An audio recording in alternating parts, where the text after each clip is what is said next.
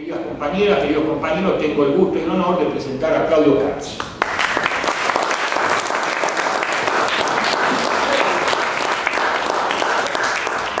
Bueno, buenas noches, muchas gracias por la invitación. Después de semejante presentación tan elogiosa, me ha quedado una situación muy problemática respecto a mi posición. Me tengo que sacar efectivamente un 10 sobresaliente, porque si no, nada. Bueno, realmente un gusto estar acá con Germán, con los compañeros del MST, con Godard. Creo que es evidente que Argentina enfrenta nuevamente un chantaje financiero, esta vez la extorsión de los especuladores que compraron bonos por 48 millones de dólares y quieren cobrar 1.500, repetir un despojo que ya se hizo en algunos países como Perú, y estamos viendo cómo los jueces tipo Griesa trabajan para esa gente. No es como dice el New York Times que Griesa está gaga, o no es solo que está gaga. Además de eso, trabaja con mucha dedicación a favor de estos grupos, de estos buitres, y ya ahí hay un retrato de la famosa independencia del Poder Judicial norteamericano que tanta gente elogia. Lo que estamos viendo, que no solo Griesa, todas las instancias judiciales que aprobaron su caso ratificaron la total dependencia de Wall Street. Bueno, cuando vino esta decisión de Estados Unidos de que hay que pagarle a los buitres, la primera reacción del gobierno fue de un gran desconcierto. Frente a la sentencia, el gobierno quedó bastante acorralado, demostró disposición a llegar a un acuerdo, pero le pidió a Griesa tres cosas. Le dijo: nosotros podemos pagar, primero, si nos reponen un stay, una demanda, un curso judicial para evitar embargos y seguir pagándole a los deudores que ya entraron al canje, es decir, que esto no nos impida seguir abonando la deuda. Segundo, le pidió a Griesa un paraguas para la famosa cláusula Rufo, que obliga a pagarle a todos los bonistas que entraron al viejo canje en las mismas condiciones que se le paga a los buitres. Esto sería una demanda incalculable para la Argentina, traería todo tipo de adversidades, no solo económicas. Aparentemente Kicillof se puso firme en que no quiere firmar eso porque tiene miedo de ir preso si estalla esto, porque efectivamente puede crear una situación jurídica a largo plazo muy complicada. Entonces el gobierno le dijo: bueno, necesitamos un paraguas, porque el paraguas es solo por 4 meses. En enero cae la cláusula Rufo y arreglamos. Y lo tercero que pidió el gobierno le dijo: nosotros lo que queremos es pagarle después de enero a los buitres con bonos, como hicimos en Repsol. 3 semanas más o menos lógicas, aceptables, nada del otro mundo. Y la sorpresa para todos, absolutamente para todos, es que Griesa dijo que no. Griesa dijo: no les aseguro el paraguas contra la cláusula Rufo, ustedes tienen que buscar la forma de pagar más o menos rápido y en el sentido que están demandando los buitres. Le impuso inmediatamente un bloqueo a los fondos que el gobierno estaba girando a través del Banco de Nueva York para pagarle a los viejos bonistas. Y finalmente está llegando esta situación que, si no pasa nada sorpresivo, dentro de 2 días la Argentina entra en un default selectivo de su deuda. Y la razón, en mi opinión, es extremadamente sencilla. Es como dice Cristina: quiere pagar y no la dejan, quieren pagar y no los dejan. Entonces, la pregunta que uno se hace es: ¿por qué? ¿Cómo puede explicarse una situación tan exótica como esta? El gobierno quiere pagar, los buitres quieren cobrar, cobrarían en enero, faltan 4 meses. ¿Por qué armar semejante despelote cuando hay? Por esta razón todos, absolutamente todos los economistas decían: esto se va a arreglar. Bueno, no se arregló. La explicación, si esto tiene una explicación, tiene que ver con la presentación de Herman, porque la política de los buitres, su estrategia es todo o nada. Así actúa. Cobrar todo o nada, porque ellos operan sobre una intransigencia en las demandas, donde la prioridad es garantizar el cobro de sus papeles, pase lo que pase, caiga quien caiga y ocurra lo que ocurra. Y por eso la negociación se trabó tanto. Ellos hacen un chantaje para cobrar el 100% porque ahí está su negocio. Si ellos aflojaran, se comportarían como cualquier otro grupo financiero, no buitre, como cualquier bonista, y perderían esta fuente especial de lucro que les permite comprar por 48 y pedir ganar por 1400. Para hacer eso, no con Argentina, con todos los clientes que tienen, hay que actuar de esta forma. Algunos dicen, yo estoy muy seguro de que muchos buitres tienen seguros, los famosos CDS, seguros contra default. Esto quiere decir que si la Argentina entra en default, ellos compran, ellos cobran, y si la Argentina accede a pagar, ellos cobran igual. Yo no creo que el seguro cubra tanto. Me parece que hay una estrategia de estos grupos de siempre de ir por todo, y hay un caso muy interesante que se destapó hace pocos días, que es el caso del Congo. En el Congo había una demanda de buitres por un papel del Estado. Como el gobierno no les quería pagar, ellos contrataron un ejército de espías, de funcionarios, de periodistas, y empezaron a investigar el dinero sucio de los presidentes, de los gobernantes del Congo, y empezaron a exigir embargos sobre el dinero fugado por los gobernantes del Congo en operaciones poco transparentes. Al final los pusieron contra la espada y la pared y obligaron al Congo a pagar. Y hace 3 días estos fondos buitres presentaron nada menos que en Nevada una demanda por el caso Baez. Es decir, han empezado una cacería global de todas las redes vinculadas a Cristina para hacerle al gobierno lo que ya hicieron con el Congo. Por lo tanto, frente al tipo de grupos financieros que estamos, parecería extremadamente improbable que ocurra algo raro y antes del miércoles que viene ellos decidan llegar a un acuerdo. Lo que estamos viendo efectivamente es cómo opera los buitres, cómo opera este grupo del capital financiero, qué tipo de capitalismo actual tenemos, porque esto que le pasa a la Argentina es lo que le pasa a los pequeños deudores norteamericanos cuando le rematan la vivienda, o un desalojado de España cuando le rematan la vivienda, o un empobrecido de Grecia cuando le rematan los bienes.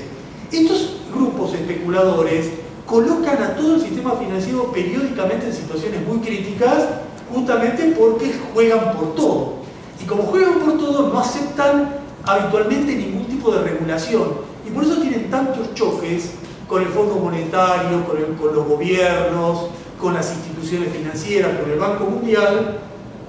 Pero desde el inicio de la crisis, en el 2008, hubo incontables propuestas para limitar el radio de acción de estos grupos y nunca se aplicó ninguna medida de restricción de paraísos fiscales, de maniobras con evasores, de bonificaciones para estos grupos. Y la causa por la cual grupos tan alocados logran la complicidad de todo el sistema financiero son las redes en el sistema político y económico que tienen estos grupos. Por ejemplo, este grupo que está litigando con Argentina no es, como mucha gente piensa, solo un grupo conectado con el Partido Republicano de Estados Unidos y con el Tea Party. Es un grupo que tiene en su corazón muchos exfuncionarios del gobierno de Clinton. Es decir, trabajan en un radio muy grande, generan crisis muy fuertes del capitalismo, ilustran qué tipo de capitalismo tenemos, y cuando el gobierno dice que aspira a otro capitalismo, a que en el mundo haya un capitalismo serio, regulado, que imponga normas, bueno, ese es el capitalismo que imagina el gobierno, que desea el gobierno, que fantasea el gobierno. El capitalismo existente que tenemos hoy es el capitalismo que estamos viendo cómo funciona con los buitres. Y frente a esta situación, yo creo que este mes que hemos pasado, este mes ha sido un mes muy interesante porque hemos visto al gobierno oscilando en posturas muy distintas. Un día denuncia la extorsión, al otro día dice que va a pagar. Finalmente no se sabía lo que el gobierno iba a terminar haciendo. Cuando los buitres se pusieron tan duros, el gobierno quedó atrapado en el peor de los mundos, porque si pagaba, se arriesgaba a ingresar en un pozo de demandas judiciales por erogaciones infinitas, así que no le quedó otro camino, que es el camino al cual vamos, que es aceptar el default. Una de las razones por las cuales se termina en este camino es porque el gobierno intentó algún tipo de solidaridad internacional. Kicillof fue a la OEA, mañana Cristina va a la cumbre del Mercosur, y hubo muchas declaraciones del G77 más China, de la UNTAD, de muchos gobiernos, pero declaraciones sin efectos tácticos. Por ejemplo, la idea de una intermediación financiera de Brasil, que se habló en algún momento, se descartó. La idea de organizar alguna jurisdicción sustitutiva internacional quedó afuera. La idea de hacer operar un fondo latinoamericano de estabilización cambiaria apuntalando la demanda argentina también quedó afuera. Y lo que apareció ahora es este crédito que se llama swap, un crédito muy especial con China, que parece un alivio, pero vamos a ver si es un alivio, vamos a ver. Los chinos primero dijeron muy bien, yo te pongo ahí un préstamo de 11.000 millones de dólares, primero quiero garantías, el Congreso le votó las garantías.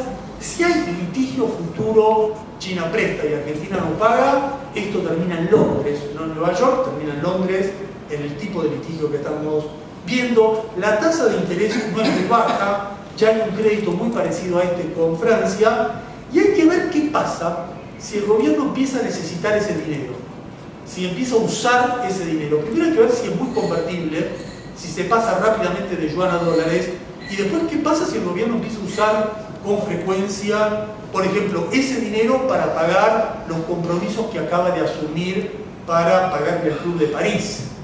Vamos a ver qué tipo de soporte le da el crédito que se acordó con China. La idea es que la Argentina iba a recibir algo de los BRICS, es otra de las fantasías. El BRICS recién creó un banco, ese banco le va a prestar plata primero a sus integrantes, la Argentina eventualmente, no sé, en un futuro, no está en juego ahora.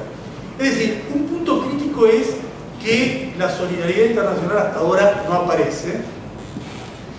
Y lo que estamos viendo, por eso esta reunión es bien de coyuntura, como dice acá Alejandro, todos los días hay algo nuevo. Hace un mes, yo diría que hasta la semana pasada, lo más probable era que esta película terminara con un acuerdo. Y ahora lo casi seguro es que termina en un default, que la Argentina no paga. Hace un mes se había creado un consenso entre la oposición y el gobierno para sostener una negociación. ¿Se acuerdan que viajaron una delegación conjunta a Washington? Solo había diferencias de matices. Ahora hay otro escenario, hay una división cada vez más fuerte. Lavagna, Scioli, Remes, Alfonsín, Moró están de acuerdo con la decisión del gobierno de ir al default. Cobos, Pratgué, Gay, Unen, Macri, Massa dicen que no, que habría que intentar hacer un depósito de dinero para ver si Griesa se tienta a llegar a un acuerdo. Hay una división que está empezando a despuntar.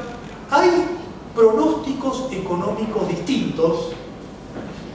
Todos los economistas pronostican que si esto es así, que si el miércoles vamos al default, los próximos 4 meses son 4 meses económicos negativos. Y la única diferencia está en cuánta más recesión, más caída del consumo, más inflación habrá hasta enero.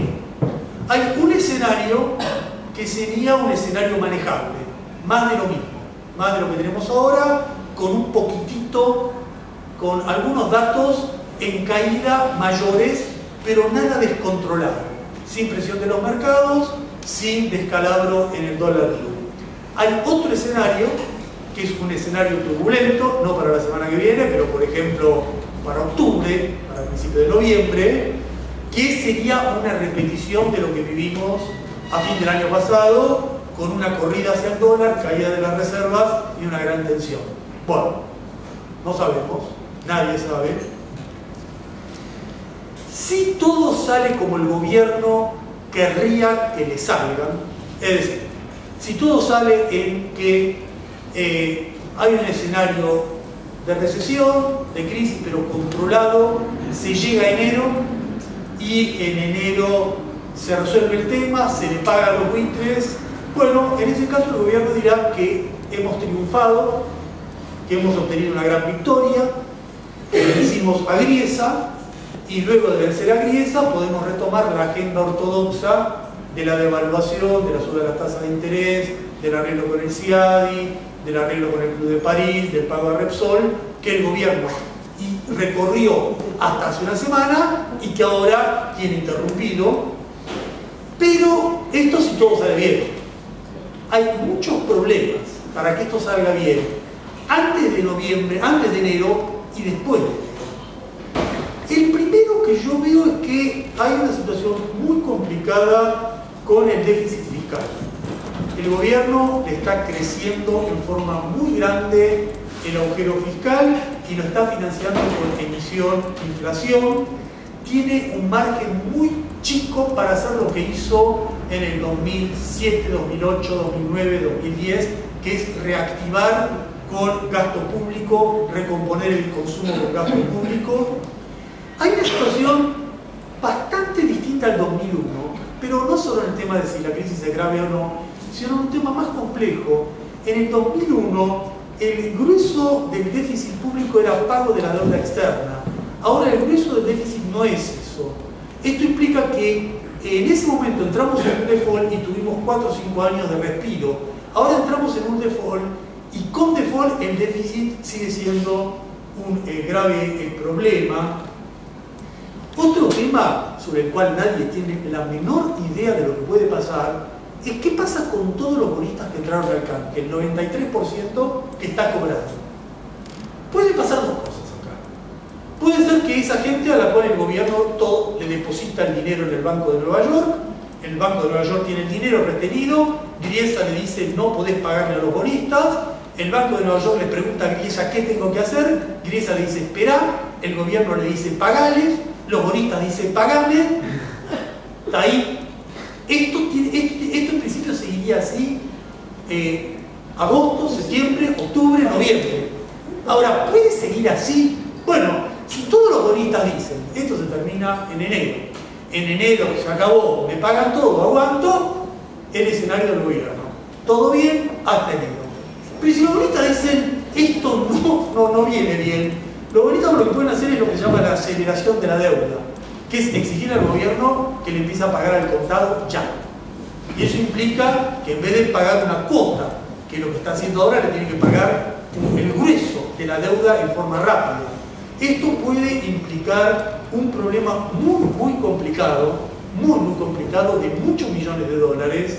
Si eso ocurre antes de enero y se empieza a crear una situación de ese tipo, es probable que el gobierno vuelva a la idea de cambiar la jurisdicción y diga, ante esta situación inmanejable, donde yo deposito en Nueva York no le gira la plata, los bonistas me piden a mí que le pague, Griesa no me deja, te pago en Buenos Aires, que fue lo que insinuó el gobierno al principio de la crisis.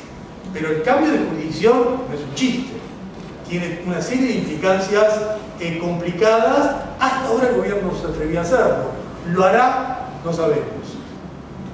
Lo único que sabemos es que entramos en una etapa muy tensa, en una etapa llena de imprevistos, pero como acá no solo somos analistas, comentaristas, vamos a plantear nuestras propuestas. Esto no es solamente qué es lo que está ocurriendo, es qué es lo que proponemos los que estamos aquí que deberíamos hacer frente a esto. Y yo creo que acá hay 4 ideas bastante conocidas pero importantes. La primera y sencilla es no pagarle a los buitres, ni ahora ni en enero del 2015. Esta es la diferencia. No ahora, ni ahora ni en enero del 2015. ¿Por qué? Porque si le pagamos en enero del 2015, no solo son 1.500 millones de dólares. Después de ese pago viene la segunda oleada de buitres que no entraron en el canje, y esos son unos 12.000, 15.000 millones de dólares, y eso desata todas las demandas que están por el CIADI, que son unos 20.000 millones de dólares. El segundo tema es esto que se está hablando, cambiar la jurisdicción. Yo creo que un planteo clave es que la Argentina no puede seguir sujeta a griesas del mundo, a jurisdicciones de jueces del mundo. La deuda pública argentina tiene que ser discutida en caso de litigios en la jurisdicción argentina. En el 2015, en el 2005, cuando se hizo el canje, el gobierno no hizo el cambio de jurisdicción porque dijo que no podíamos, que en medio del canje nadie nos iba a creer, ni íbamos a poder hacer el canje. Bueno, aceptamos por esta vez seguir en jurisdicción Nueva York. Pero lo que se hizo en las últimas semanas, se le pagó a Repsol con jurisdicción Nueva York, se toma un crédito con China con jurisdicción Londres. Es decir, seguimos en la misma. Yo creo que un punto clave es poner fin a esta situación, hacer un recambio general de títulos, y cualquier controversia futura tiene que estar sometida a un debate dentro de la justicia en Argentina. Tercer punto, es indispensable la investigación de la deuda. Y esto es indispensable no solo porque lo que ya todos sabemos, la deuda anterior que fue cajoneada, sino que hay todo un paquete nuevo de deuda desde el 2005 hasta ahora. Por ejemplo, la que intermedió Moodle en el 2010, que hay que investigar cómo fue hecho, cómo se hizo, todo lo que ocurrió. Y la forma de hacerlo, yo creo que el modelo más interesante para pensar es la auditoría internacional que hizo Ecuador, no con los Yarvides, no con los jueces de aquí, no con un parlamento que puede cambiar, sino con una institución general, como es una auditoría internacional que ponga en marcha la investigación de la deuda, y esto permitiría ver cuáles son los grupos económicos que tienen responsabilidad de la deuda y fijar una penalidad o un impuesto para que ellos se hagan cargo del pago de parte de eso. El cuarto tema es poner fin a esta idea de que tenemos que volver a endeudarnos. Yo creo que la Argentina tiene recursos suficientes para administrar sus gastos, para ordenar su ahorro, para impedir el drenaje de reservas. Le da un solo dato. En esta hermosa década ganada, se fueron de la Argentina 80.000 millones de dólares.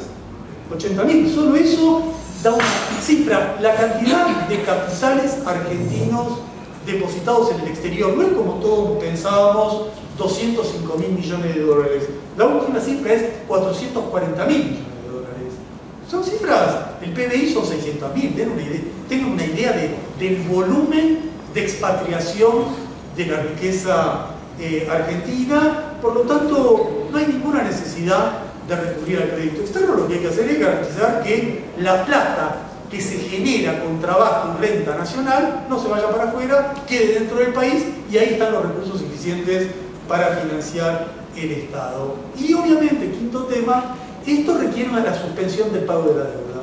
Pero ojo con este detalle. La suspensión del pago de la deuda no es un default, son dos cosas completamente distintas. El default es cuando yo no puedo pagar, porque Griesa me dice que algo que no puedo hacer. La suspensión del pago de la deuda es una decisión soberana del país, no porque no puedo, no porque alguien me lo exige, sino porque yo lo decido en función de una estrategia que yo adopto. Ahora, si yo adopto esa estrategia, lo más importante es saber qué viene de la mano de esa estrategia. Para mí este es el punto clave. El punto clave no es la suspensión del pago, sino qué se hace inmediatamente después que se adopta la decisión de suspender el pago. O como lo discutimos una vez en Grecia, ¿qué se hace antes de avisar de que se suspende el pago de la deuda? Esto es clave porque, a diferencia de los años 90, acá el problema más grave no es romper con el FMI, no es lo que va a hacer el FMI si nosotros suspendemos el pago de la deuda. Aquí lo más importante es qué van a hacer acá dentro los grupos económicos capitalistas frente a la suspensión del pago de la deuda. Y ya sabemos lo que van a hacer es lo de siempre, una especie de diciembre potenciado. Fuga de capitales, escalada sobre el dólar blue, retiro de fondos de los bancos, disparada de la inflación. Y ojo que lo van a hacer no solo con una medida radical del gobierno, desde un gobierno popular, lo van a hacer si las medidas que va tomando el gobierno no les están gustando. Si en algún momento no les gusta, empezarán esa escalada. Por lo tanto, hay dos medidas esenciales que la Argentina tiene que tomar en cualquier estrategia frente a la deuda. La primera es garantizar los ingresos que tiene la Argentina. Los dólares. Los dólares de la Argentina vienen de la soja. Esos dólares de la soja no pueden estar en manos privadas. Para garantizar el manejo de esos dólares se necesita la nacionalización monopolio del comercio exterior. Es indispensable porque si no, no tenemos los recursos para enfrentar lo que se nos viene. Y la segunda medida es controlar lo que se nos va. Lo que se nos va, se va por el sistema financiero, por los bancos. Si no hay una nacionalización o por lo menos una estricta regulación de todos los depósitos bancarios, bueno, perdemos el dinero y no lo controlamos. Estas son dos medidas claves que hay que tomar, porque si no, cualquier suspensión, default, va a terminar en una simple aventura con una capitulación y con un descontrol económico que abrirá el campo a un ajuste más. Y las medidas hay que tomarlas teniendo en cuenta la necesidad de la movilización popular. Digo esto que parece obvio, porque acá se viene algo medio complicado. Una lucha contra los buitres requiere el sostén popular, pero ese sostén popular se logra si uno satisface las demandas sociales.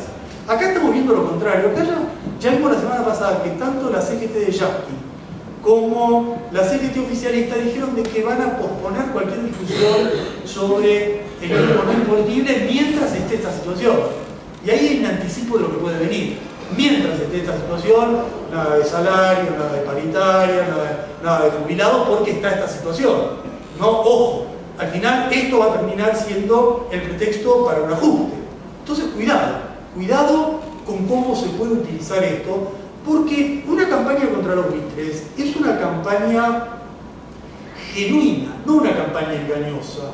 Ojo con decir la falsa patriada de no a los buitres, pero les pagamos en diciembre. Ojo. ¿Cómo es? No a los buitres, patria buitres, ahora. O sea, patria buitres en agosto, septiembre, octubre, y en enero, buitres.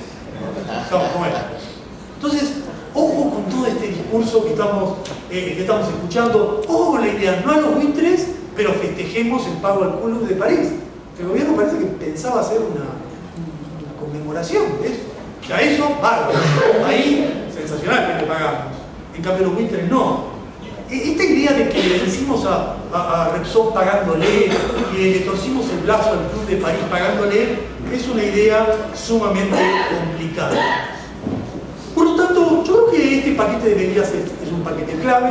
Tenemos que pensar en un debate sobre el tema en torno a estos ejes y volver a la discusión que se va a plantear en los próximos meses, donde ya estamos escuchando los contraargumentos contra estas propuestas.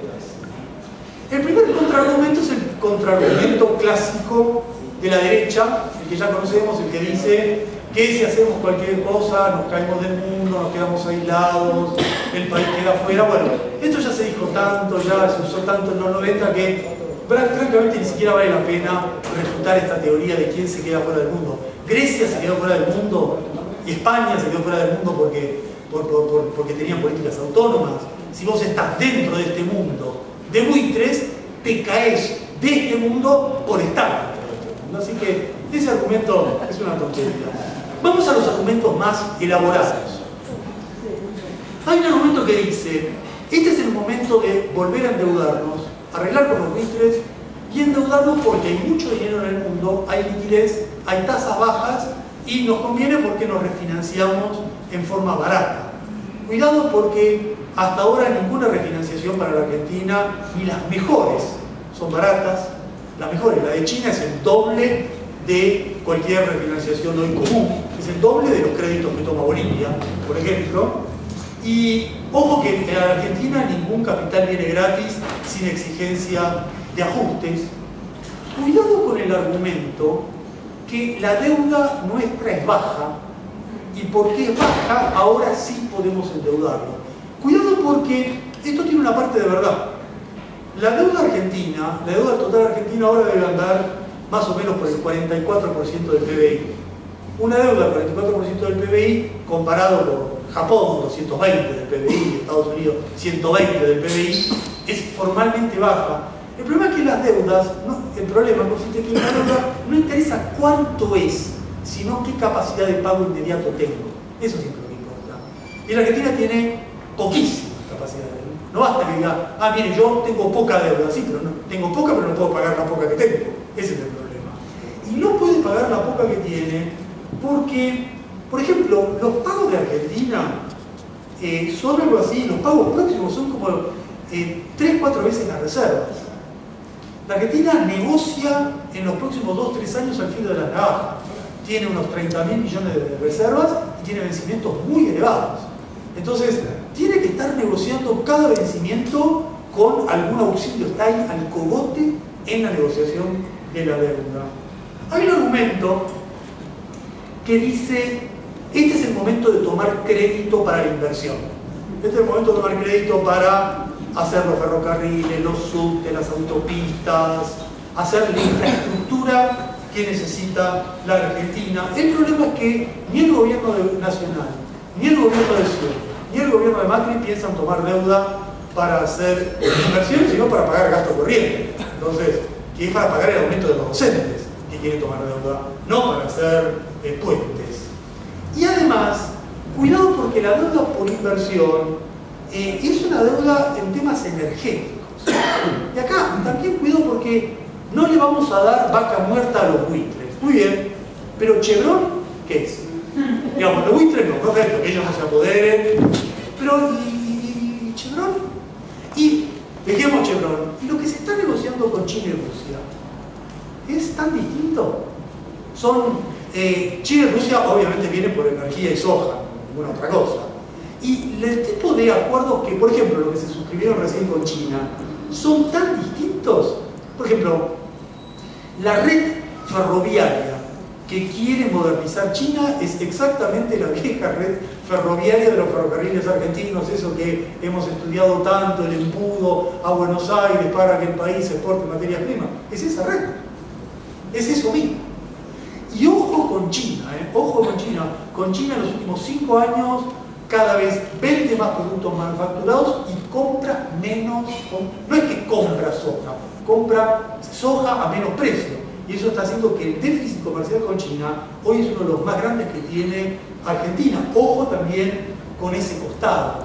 Pero como hay gente que siempre nos quiere tranquilizar y decir que no pasa nada, no te preocupes que todo se arregla, nos dicen no te calientes porque la gran deuda argentina hoy no es externa, es interna. Entonces es con pesos. Y entonces nos dicen que como el 60% más o menos de la deuda es en pesos, no hay problema porque como es en pesos, eso se refinancia. Ah, muy bien. ¿Pero y cómo se refinancia?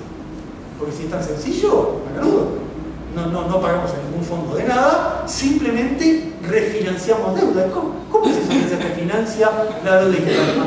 Bueno, la deuda interna, la deuda en pesos, se refinancia en la Argentina de dos maneras. La deuda con el Banco Central simplemente se refinancia con emisión monetaria. Entonces, cada vez que hay un vencimiento, se emite. Cada vez que hay emisión, hay inflación. Eso que no lo paga nadie, no, lo paga alguien. Y la otra gran fuente de pago de la deuda interna son los fondos del ANSES. Y ojo, porque como el ANSES está cargando con este tipo de deudas, no puede pagar las sentencias de que se le liquiden mal los saberes a los jubilados. Entonces, cuando Griesa dice una cosa es una cosa, a la Corte Suprema que dice ajusten a los jubilados, nadie le da bola por este pago de la deuda interna. Y esta idea de que andamos bien porque hicimos un gran desendeudamiento, con el tiempo se verá la pavada mayúscula que significa. Porque la Argentina, durante la década esta, pagó más o menos unos 173.000 millones de dólares a cambio de nada. O sea, hizo algo ridículo. Cancelar deuda a cambio de ningún beneficio. Simplemente para que uno diga, somos pagadores. ¿Y qué ganamos? ¿Cuál es el beneficio? Somos buenos pagadores.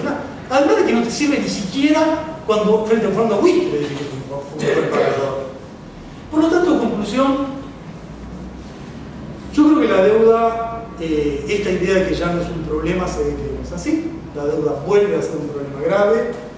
La idea de que era un tema menor es evidente que no es así. Es un problema estructural desde hace 40 años, sigue siéndolo.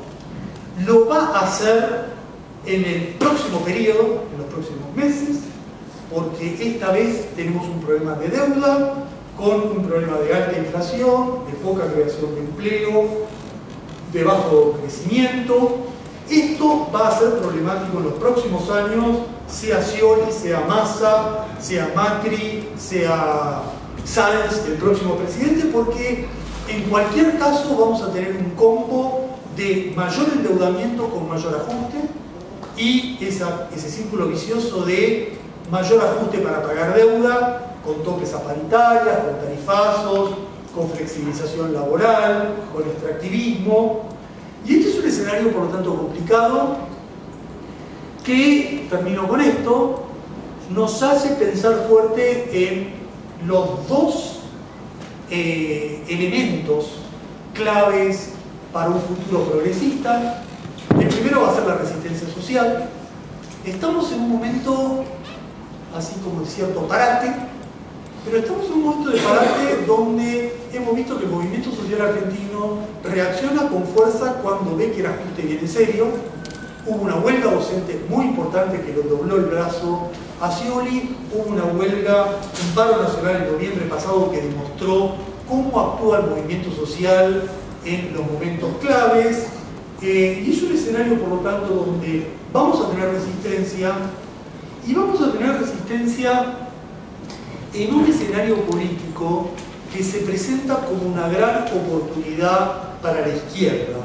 Y esto es importante porque estamos viendo una coyuntura, un periodo donde la población se prepara a enfrentar una situación económica complicada, con la acción social, con la lucha, y viendo a la izquierda como no la veía desde hace mucho tiempo. Los datos son crecimiento electoral de la izquierda, acumulación a nivel social, sindical, estudiantil, y será nuestro gran desafío ver si podemos construir colectivamente en el próximo periodo. Así que, bueno, de nuevo, un agradecimiento por esta invitación, porque aquí no solo este es un ámbito con ustedes para discutir el tema de la deuda, para discutir ejes de lucha, sino que aquí también intercambiamos opiniones de cómo construimos entre todos una opción de la izquierda frente a este escenario. Así que gracias y felicitaciones por esta